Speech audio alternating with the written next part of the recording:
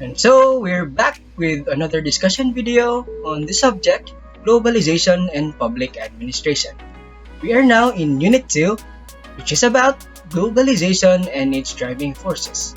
So sit back and relax as we go over the topics. This is our discussion flow. Here are the concepts covered. First is what is globalization. It is followed by industrial globalization, financial globalization, economic globalization, political globalization, and lastly, informational globalization. We'll start with what is globalization. So, it is an ongoing process driven by political, economic, technological, and sociocultural forces. It is strengthened after World War II by world leaders to minimize the chance of going into war again and promote interdependence. Further, it is strengthened by financial, technological, and informational revolution. The Industrial Globalization. This pertains to a range of foreign products for consumers and firms. Global industrial division of labor for goods and services. For example, Apple products. Apple is a US-based firm, but its production is in China due to the low cost of labor.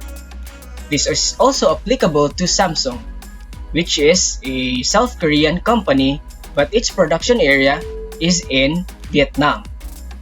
And lastly, industrial globalization is also characterized by the rise of multinational corporations. The financial globalization. It is characterized by the development of worldwide financial markets, better access to external financing, and the existence of global stock markets and global investments. And then we have economic globalization. It is the establishment of global markets, where there is minimal to free restrictions in the movement of global goods and services, and economic cooperation between nations around the world. Next is political globalization. It is characterized by the creation of international organizations such as the ASEAN, Asia-Pacific Economic Cooperation, and others, and also the urge of the global leaders to cooperate with each other. Informational globalization. It is characterized by the increased access of information to geographically remote areas due to the existence of satellites, GIS, and others.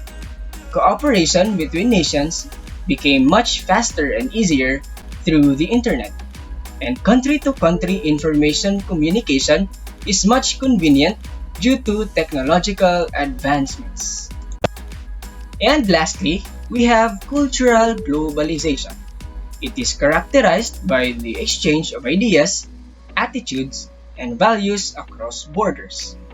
There's also the interaction of people of different race and way of life. That is the end of our discussion. We now move to activity number 1, which is identification. You are to fill in the blanks with the appropriate terms per question. Good luck! After finishing activity 1, you have to answer activity number 2, which is about writing an essay on how your lifestyle is affected by globalization. Activity number 3. You are to create your own slogan about globalization based on the topic discussed. For example, think globally, act locally. You do not have to draw, just the slogan itself will do. Good luck! Congratulations! You have finished Unit 2. Should you have any questions, you can contact me through the following outlets. I hope that you have learned a lot as we went along the topic. I'll see you in our future discussion video. God bless.